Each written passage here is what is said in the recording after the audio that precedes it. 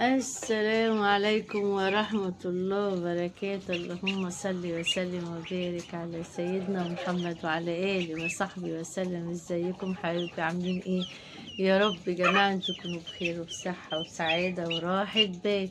النهاردة فيديو بقى الكالسيوم وصل، الفسفور وصل، علاج العظم كله وصل، الحاجة المقوية، الحاجة اللي تقوي جهاز المناعة، الحاجة المنشطة، الحاجة اللي ملهاش بقى بص وصف. احلى وصفة هقولك عليها النهاردة. بس قبل بقى ما اقولك، اللي ما اشتركش في قناتي يشترك وتشجعوني ان شاء الله. عايزة اقولك يا اختي، مش في ناس ساعات بتشتكي وتقولك البطاية يا اختي كبرت ومجرد ما تقلت شوية راحت مريحة. طب ريحت ليه يا اختي؟ مش تعرفي السبب؟ في طيور تيجي جسمها يتقل على رجلها، بعيد عنك تقوم واقعة منك. طب ما هو لازم يبقى في سبب، يبقى انت نسيتي حاجة تحطيها، يبقى في فيتامين معين قوي جدا انت ما حطيتيهوش. في ناس تقولك البطاية يا اختي ماشية كده مش قادرة تمشي، عمالة تعرج على رجلها. طب ما هو كل ده ليه سبب. طيب إذا عرف السبب بطل العجب. بس عايزة أقولك خلي بالك يا أختي في الحر، كل يوم أقولك نفس التحذير، لأن الحر جامد جامد جامد جدا على الطيور. وحطي مية كتير وبدلي مكان المية. بصي حتة زي دي ما تحطيش فيها مية، تنقلي في حتة زي دي ضلة، لأن المية لو سخنت هتجيب لهم أكتر. هما بيبقوا عندهم أصلا احتباس حراري بيزود لهم. كلنا مخزنين حرارة مش هما. بصي الفرخة بتعمل في المية بنت اللذينة، بنت اللذينة. عايزة اقولك بقى النهاردة على وصفة هايلة قوي يا اختي. بصي بقى بالصلاة على النبي كده، صلوا على سيدنا محمد. اللهم صل وسلم وبارك على سيدنا محمد وعلى آله وصحبه وسلم.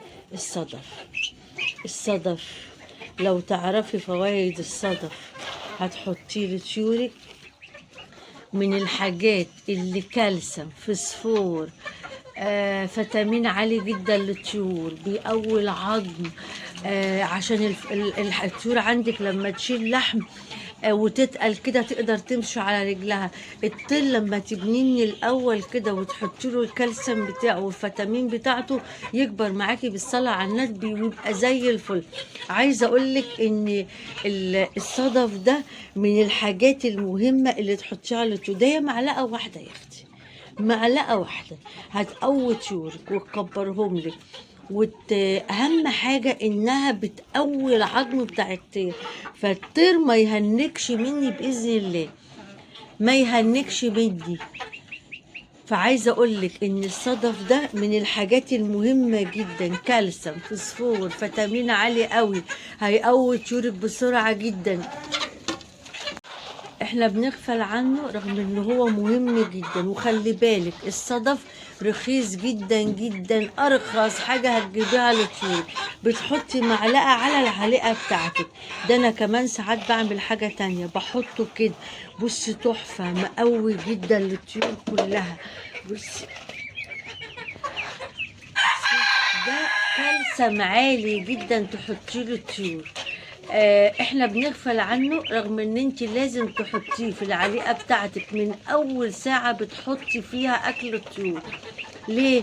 لانك لما بتبني الطير وهو صغير كده تكبر معاك، تشيل بقى 5 6 7 كيلو، تشيل زي ما تشيل، ما تهنكش منك ولا يجيلها كساح ولا يجيلها اي حاجة. ما هو كل ما الطير يبقى واكل ومتغذي صح تلاقي فيتامين، تلاقي جسمه شاله وصحته بقت حلوة وتاخدي نتيجة انت رائعة.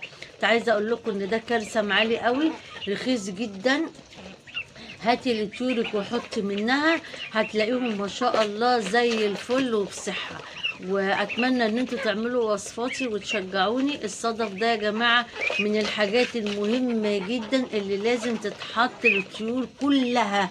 ما تقوليليش بط ولا فراخ ولا سمان، جميع انواع الطيور. اتمنى ان انتوا تعملوا الوصفة دي. حطوا معلقة واحدة على العليقة. هتحطيه كل قد ايه؟ حطيه كل يوم، ما فيهاش اي مشكله. ده بالعكس كل ما تحطي اكل، حتى لو انت مش حاطه اعلاف ولا كده وحاطه رز، حاطه اي اكل من اكل البيت، حطي برضو شويه عليه. ده كالسيوم عالي قوي وفوسفور عالي، هيقوي طيورك بسرعة يا عسل.